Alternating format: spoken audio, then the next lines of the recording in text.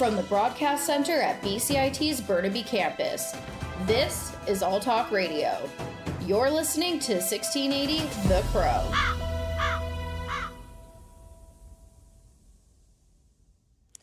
Good morning, I'm Gilasonova, and you're listening to 10 a.m. news on 1680 The Crow. Our producer, Anthony Adonisov, will give us the rundown of what we're chasing for today. Good morning, everyone. Here's what we're all chasing today in the radio team. Living wages. Is a living wage feasible in British Columbia? Our reporter Sonia Krutenbauer will tell us more. Now, edible mushroom adventure. How one guide is trying to show people around the forest which mushrooms are edible and why there is such a connection between forests, trees, and mushrooms. And our reporter Grace will tell us more. Squamish Nation and Garibaldi name change. Squamish Nation wants the name of the mountain to change, and our reporter Chris Koo has more. Bear advisories. Why are so many bear attacks happening? Our reporter Madison Buckingham will tell us more on why so many bear attacks are happening lately. In other news today, RCMP funeral is occurring after 12, and COVID booster shots are incoming. So back to Oogie. Thanks, Anthony. A Canadian province is getting a First Nations premier for the first time. The Canadian province of Manitoba has elected a country's first First Nation premier, Wab Kinew. The 41-year-old leader of the left-wing New Democratic Party has led the province's party since 2017. Wab Kinew's New Democrats will form governments in Manitoba after a strong showing in seat-rich Winnipeg. Premier Minister Justin Trudeau is congratulating Premier-elect Wab Kinew on his victory in Manitoba. It is a good thing to have another progressive premier across the country that we're going to be able to work with on issues of affordability, issues of housing, issues of reconciliation, obviously, but a lot of good work that we're going to be able to do together. I look forward to speaking with him to congratulate him and start that work a little later today. The NDP victory resulted in the resignation of the other two major party leaders. One person was killed in West Vancouver at the Cypress Mountain Resort. The West Vancouver police says it was an industrial accident that happened on Tuesday. They say the operator of the front-end loader was caught under the rig as it overturned. The details of accident, what caused the machine to flip, are still unknown. Police didn't release the victim's name yet. WorkSafe BC and police are still investigating the workplace death and injuries. Former U.S. President Donald Trump returned to his New York civil fraud trial for the third day after running badly after the judge criticized unfairly a key court staffer in social media post. He stopped to talk to reporters inside the courthouse and was asked if he would accept an invitation from House Republicans to become their next speaker. I'll do whatever it is to help, but my total focus is being president. And let's look at the weather for today. It's mainly cloudy with 40% chance of the drizzle this morning. And this was your 10 a.m. news on 1680 The Crow. And I'm Gilasonova. Thanks for listening.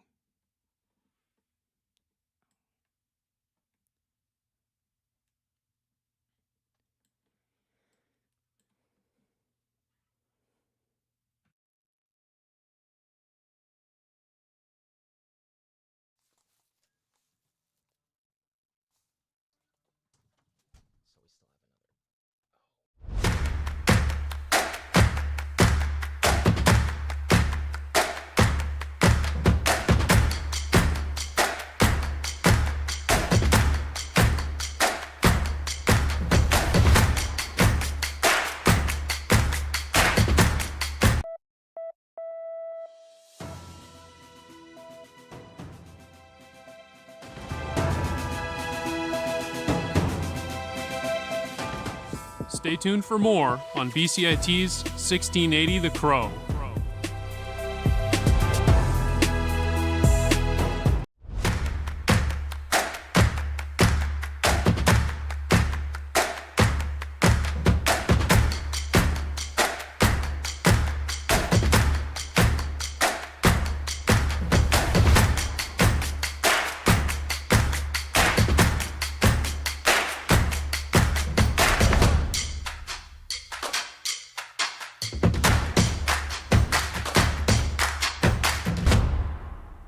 everything is changing to digital. Everything is online. People aren't just waiting for the 6 o'clock news anymore. People want their news right now. They want to be able to go onto their smartphone, onto the internet, and see the news that they want to see. Vancouver is growing at, a really rapid rate, the Lower Mainland even, and with the tools that we're given here, we're able to cover all of that.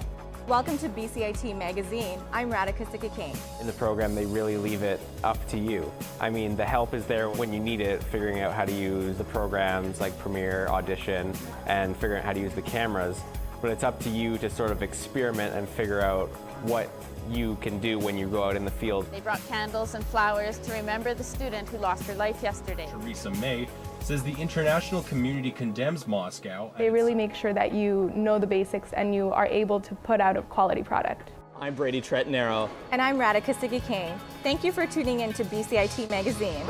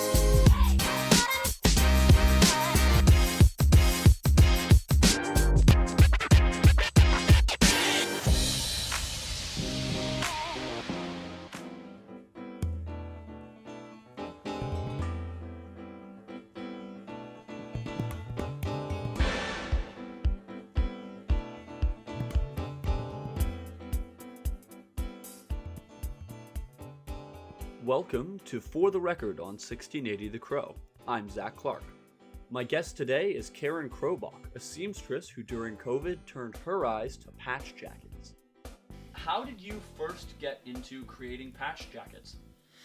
Well, I think for me, it starts with getting into the metal community first. Obviously, the punk scene has their own kind of, battle jacket kind of an idea, but also the metal scene as well. So I started going to actual metal shows probably back as far as about 2017, though I've always been more into the heavier music and all of that.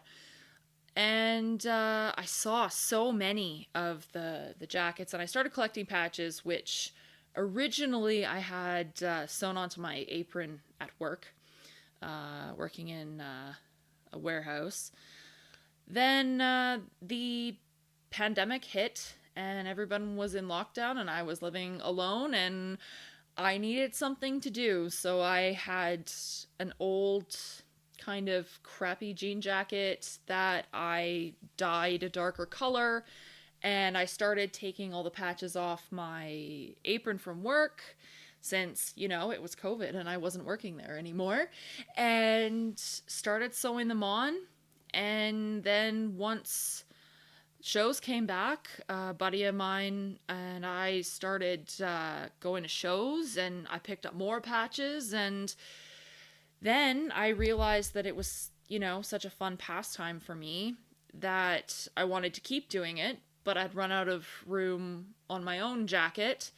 So, I was expressing how sad I was about this, and my buddy goes, well, why don't you make me a jacket? So, I was like, absolutely, I will.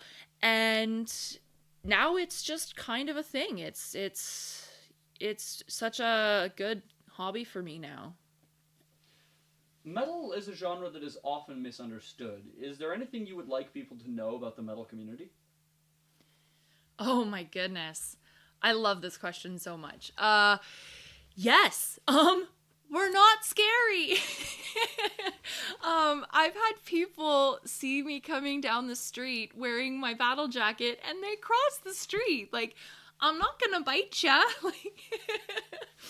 I think really, it comes down to taste. Everybody has different opinions and music tastes. I think that's why there's so much diversity in the world of music. I personally think that metal is my favorite genre, but I consider myself a very eclectic person musically. So I can understand how, there are some people that are just like, hear it as screaming and yelling, and it's just angry, and I think if I were to play devil's advocate, even though I'm actually on this side, I suppose, so it's not devil's advocate, but I think I would probably say something to the effect of it's not angry, it's cathartic. And I think everyone has their own ways of dealing with things. I think everyone has their own, hardships and traumas and good times, bad times, whatever. I think for me, I hear the emotion and the meaning and the words behind all of the screaming and the whatever. Some subgenres of metal are very, very technical, very, very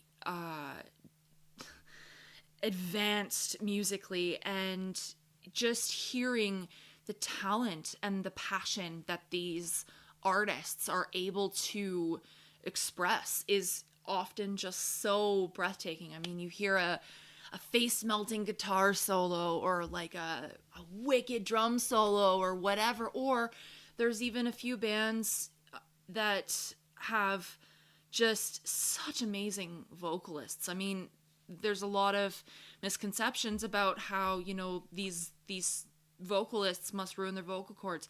Not if they're doing it properly. And that takes years and years and years of practice and coaching and dedication and passion. And when, I'm listening to metal, it's great. It gets me through the day.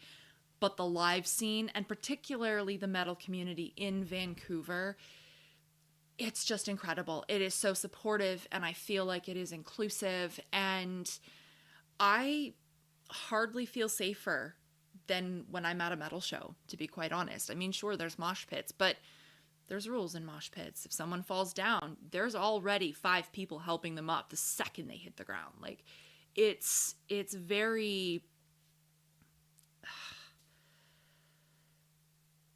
I hate to sound cliche, but it sort of sounds like it sort of feels like an extended family in a way. We're part of the metal family, you know? And I think it's just much more welcoming and whatnot than a lot of people think. People think that, you know, metalheads are angry and scary, but honestly, I have seen more metalheads coming to shows in unicorn costumes than I can even count. So, I mean, I think it's one of those things where you don't judge a book by its cover. And do you see a lot of other people wearing different battle jackets and patch jackets at shows like that? Oh my gosh, so many. And they, gosh, I aspire to have a jacket as incredible as some of the ones I've seen in the metal community. Now, I think a lot of these people that I've seen wearing these jackets, they've been working on them for many, many, many years. And some of the craftsmanship is just so awesome. I think this is one of the things I also get out of going back to your previous question about making battle jackets is now when I look at other people's battle jackets, I appreciate what's gone into them. I appreciate, oh, I really like how you put this patch here next to this one, or I like the color thread you used, or, you know, things like that. And it gives me ideas for when I'm making other things, like, oh, that would look really great there. For example, there's wristbands that everyone gets from Armstrong Metal Fest every July. And my friend that I went with and we decided that we're going to start sewing those onto our battle jackets because there was someone we saw at a show once that had a ton of them. And we're like, oh, that's really cool. It's a really cool idea. So just, you know, incorporating all of that in. There's so, I mean, I saw someone with a battle trench coat one time, and I mean, he was an older gentleman, but he obviously had been going to live shows since he was younger than I am now, and he had been working on this forever. And it's really, really great to see that, and then to have my jacket appreciated as well. And you know, if I hear someone compliment my friend's jacket, I take it as a compliment too, because, you know, I did that. I made that. It's his, but I still put a lot of myself into it as well. So yeah, I mean, there's tons. It's not everybody has one. Not everybody wants one. Not everybody needs one, but they are kind of a staple for sure. What creatively do you get out of making patch jackets? Oh, that's actually a really good question. You know, I think for me, this piece goes back to my grandmother. She was a seamstress. She made wedding dresses for her profession, and she tried to teach me how to sew several times when I was a child. But, you know, as a child with ADHD, like I just couldn't really sit and pay attention long enough to actually have her teach me anything. So for me, when I'm making these jackets, a lot of it is, you know, just being connected to her. She is still with us, but lives far away now. So it's a way for me to connect with her and make her proud. But it's also for me, I'm very much someone that I need to always be doing something with my hands. You know, if I'm sitting in front of the TV, I'm painting, or I'm drawing, or I'm making battle jackets. So I think a lot of it is, you know, it helps with my mental health, and at the end of the day, I get something that looks really, really rad. That was Karen Krobach talking about her love for creating patch jackets. I've been Zach Clark, and as always, you're listening to 1680 The Crow.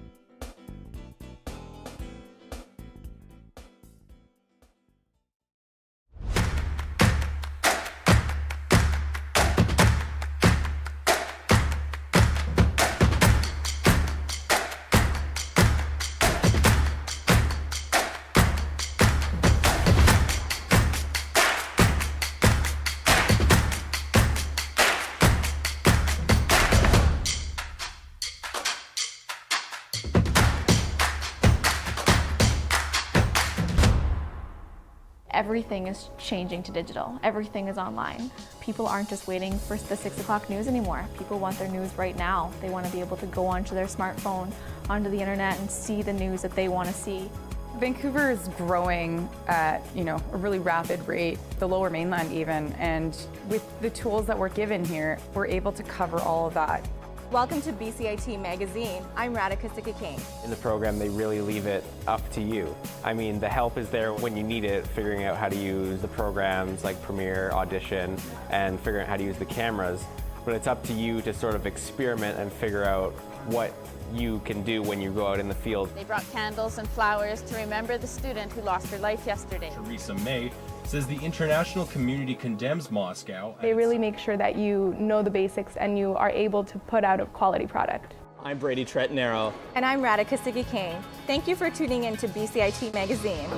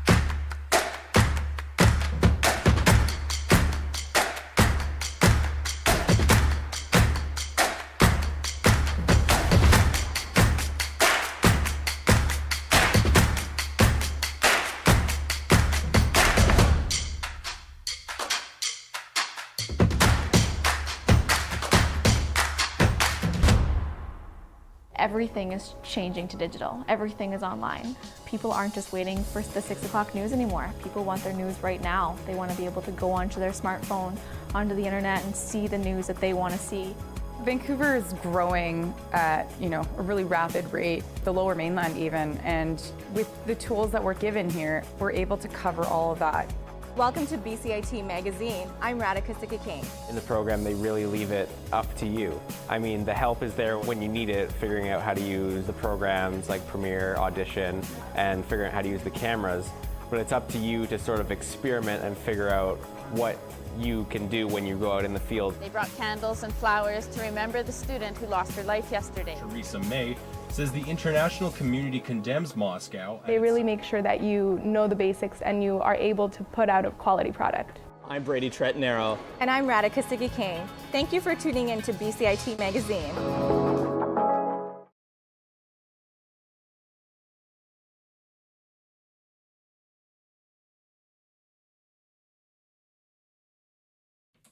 Hello.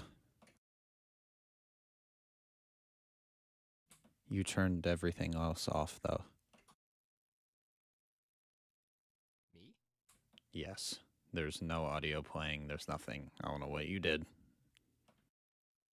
Wasn't me.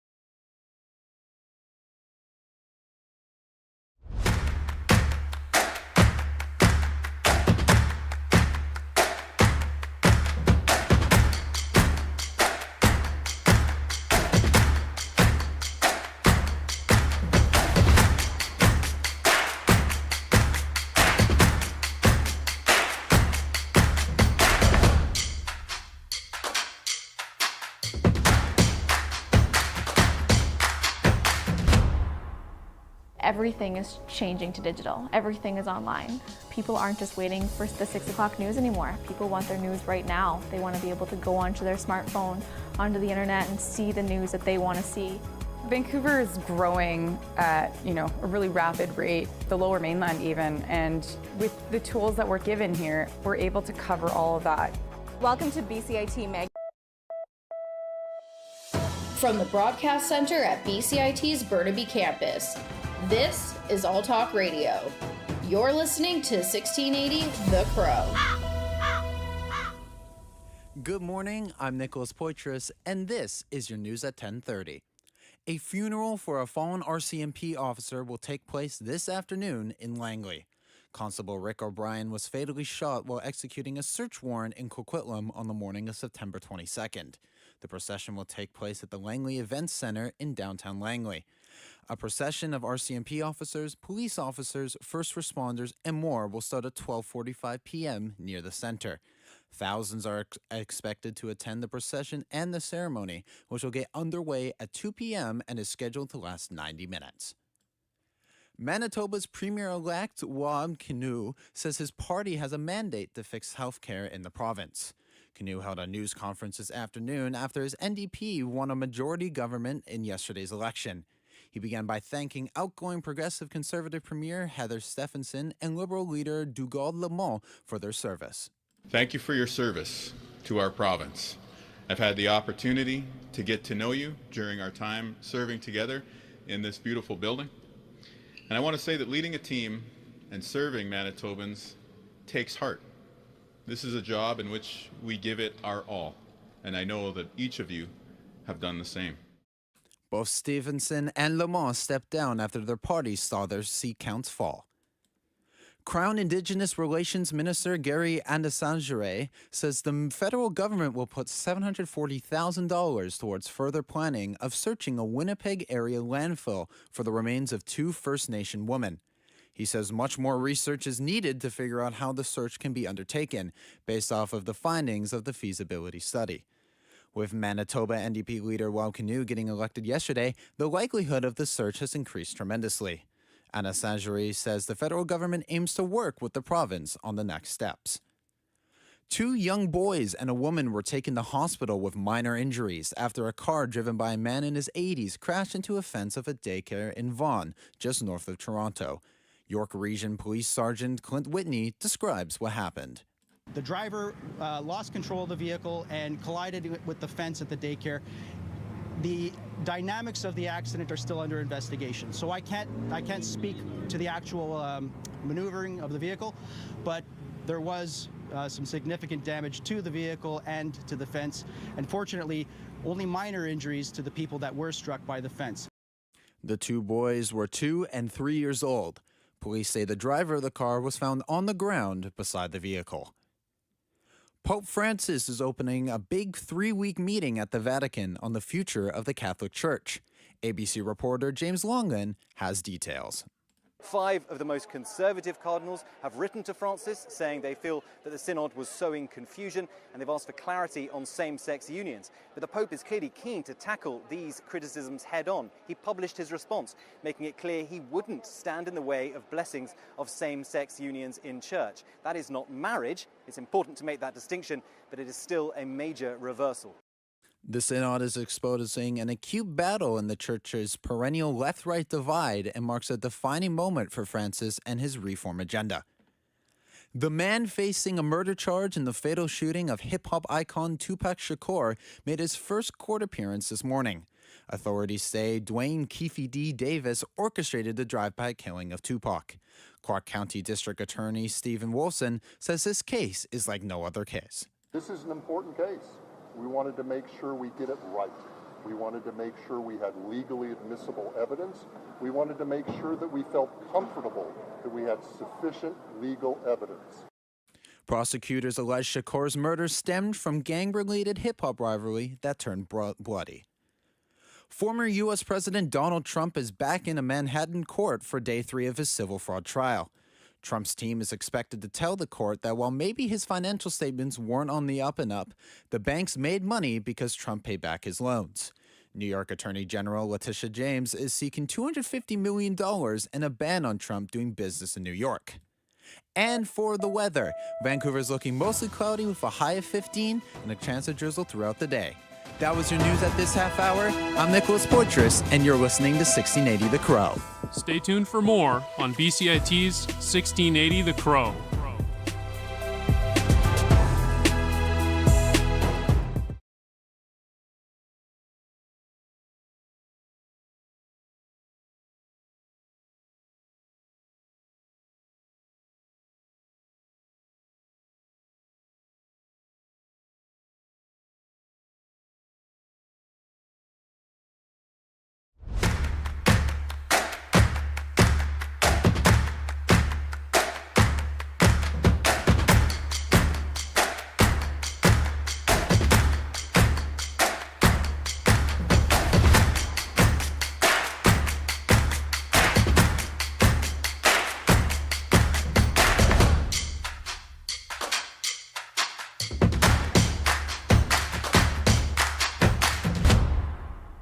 Everything is changing to digital. Everything is online. People aren't just waiting for the 6 o'clock news anymore. People want their news right now. They want to be able to go onto their smartphone, onto the internet, and see the news that they want to see. Dancing is a way of expressing oneself and is tied deeply to culture and identity. The Kitka Bulgarian Folklore Group was established 20 years ago with the purpose of preserving Bulgarian identity in Canada, as well as teaching it to anyone willing to learn. The word Kitka in Bulgarian translates to bouquet of flowers and acts as a metaphor to describe the diversity of people who have one thing in common, and that's the love of dance. While there are different types of folk dances, most of them involve dancing together in a circle while holding hands. The symbolism behind these dances portrays a sense of community, which has historical connotations of people gathering in a village to demonstrate solidarity and togetherness. Vanya Alexia, one of the founding members of Kitka, describes how much the group has evolved in gaining popularity among non-Bulgarians alike.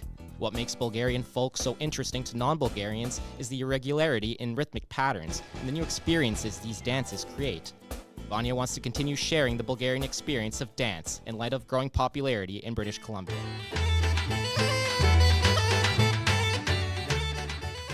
Kitka means a bouquet, but it's used in Bulgarian for bouquet of flowers, or could be a bouquet of spices, like parsley, for example.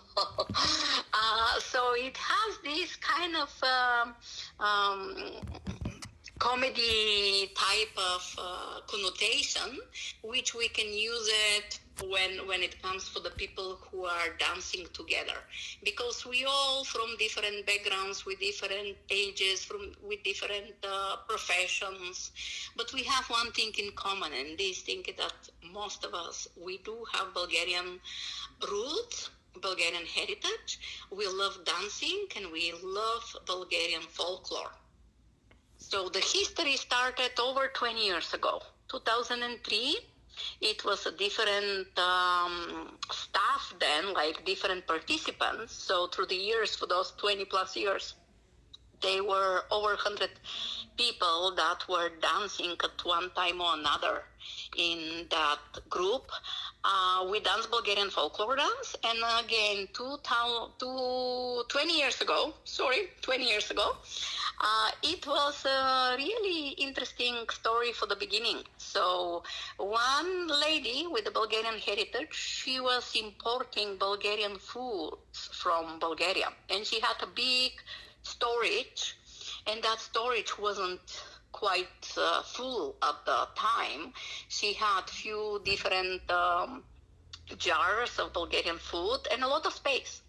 And she loved dancing, so she invited few friends to start dancing using that space, basically. And that happened 2003. Now we are 2023. So this year we are celebrating 20 years. Since then, we were growing slowly. We had live musicians who were in every rehearsal. The rehearsals were, and they still are, once a week. And since then, 2009 was the very first performance when we started performing in front of the audience. At that point, we didn't have a traditional Bulgarian costumes, and we couldn't find Bulgarian costumes nowhere to be found in North America, neither in Bulgaria, as a matter of fact, unless you're going to the villages, which we have people that are living there for ages, and we were all living in Vancouver, so we decided to make our own costumes. It was hard to find the traditional fabric. So we kind of improvised. We went through different ethno markets and ethno stores to find the colors and the patterns which exist in Bulgarian fabrics, but they were not Bulgarian. It was interesting that we found similar fabric patterns in South American type of fabrics. We sew our own costumes, we did the embroideries, and we started performing 2009. We start performing in multiple festivals. As we know, Vancouver is a melting pot of multicultural diversity of different festivals. And since then, we were performing mostly the season starts usually about April, May, June, July in the summer. Most of the festivals happen in the summer, so we were performing ever since. We also love traveling, and we start performing abroad. First performance in a different country was in the USA, in Point Roberts. We know Point Roberts is a tiny neighboring city. For the 4th of July, they have their parade, so we performed there 2009. We were traveling also to the biggest festival for Bulgarians who dance folklore dances, which is held every April in Chicago. So we have few few participations there. Last spring, we went to Europe, actually, to Italy and France, and we were invited to the World Folklore Festival, which was held in Diano Marina, Cannes, San Remo, and two more cities, Cannes, San Remo, Nice, and I'm missing one. Okay, which is the World Folklore Festival. Wow, it's a lot of cities. What else? Yes. We love performing. We every season we try to have a new dance, and that new dance we adding to this library of dances, basically different dances through the years, and most of the dances are coming from different folklore areas. So Bulgaria is a small country in general, but it has I believe six or seven folklore areas, each of which is slightly different in terms of the rhythms of the music, and it's different in terms of the costumes. And Bulgarian music, it's really famous abroad because in most folklore music, as well as in classical music, the rhythms are going in simplified fractions per se, like 1/2 or 2/4 or 3/4. And in Bulgarian rhythm, usually there are multiple different rhythmic structures, but most of them are irregular fractions. So like 6/7 or 7/8 or 13/16. And for the people who are not trained in folklore music, it's hard to even understand the music. It's hard to write the music, and even harder to perform and to follow it. But because of this irregularity, Bulgarian music, it's really famous all abroad. We were invited, for example, for years to participate in Lirdits Festival. Oh, wow. Which is organized from Canadian people who dance Bulgarian dances. So that's a totally different topic. In the 60s, 70s, North America, the young generation at that time, they were really hungry for new rhythms, for new experiences, and many of them turned towards Europe and through Balkan Peninsula type of music. Huh. So that's those people are now older. Yeah. Sorry, that actually leads into an interesting question I just thought of. So why do you think it's important to bring these folk dances to Canada?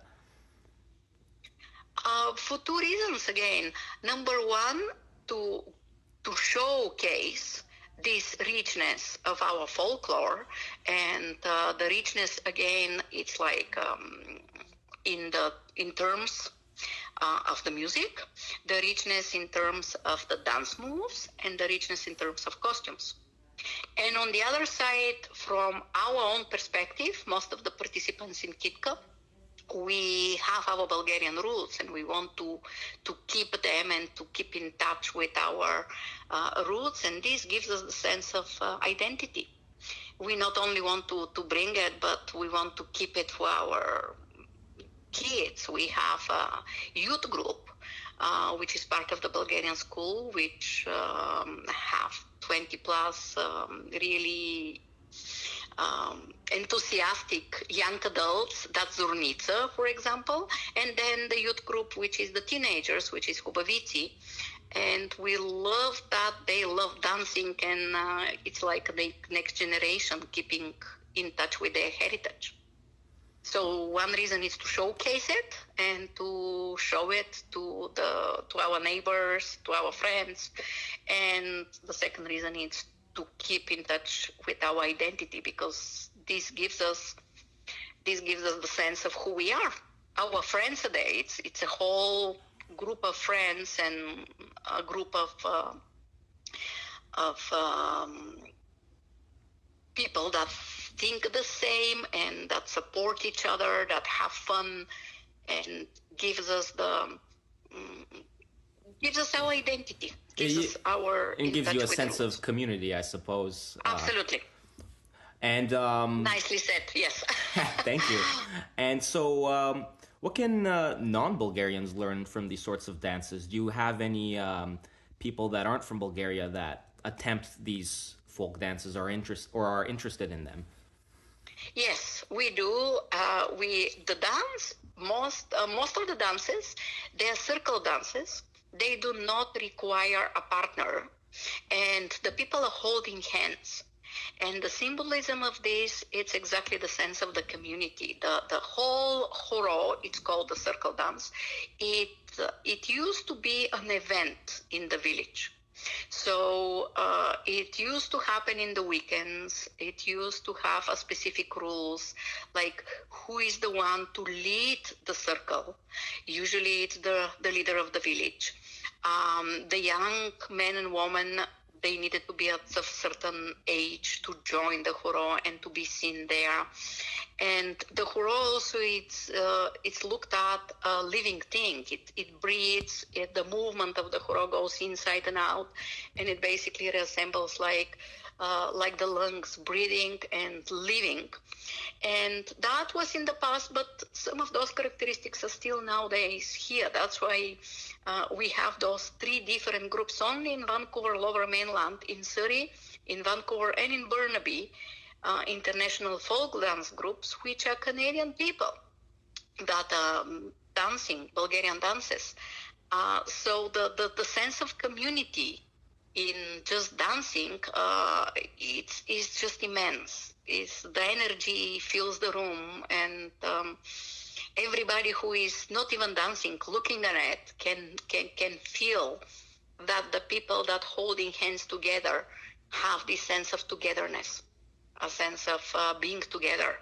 And I don't know from the scientific perspective if somebody did the research on that, but it's believed that it has a healing power to a certain extent, in a way, to a spiritual type of energy, which the people that are dancing, believe it or not, they are just filled with that energy, and they are taking from it. And after our rehearsals, I definitely can say we feel so rejuvenated and so relaxed and in a better mood. So we are ready for another week. And that was Vanya Alexia discussing the love of Bulgarian folklore and community. This has been Anthony Atanisov, and thank you for joining us on For the Record.